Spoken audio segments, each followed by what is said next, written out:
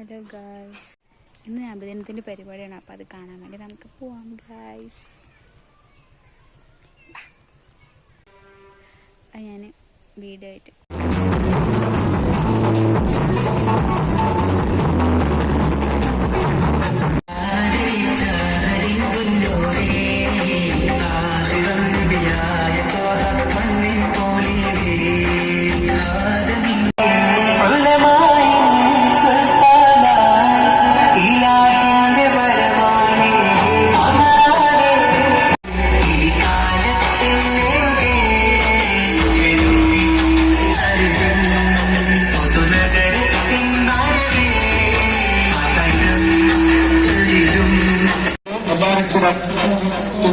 ഇനി വൈകുന്നേരത്തെ പരിപാടി കൊട്ട് കാണാൻ പോകാം ഗൈസ്.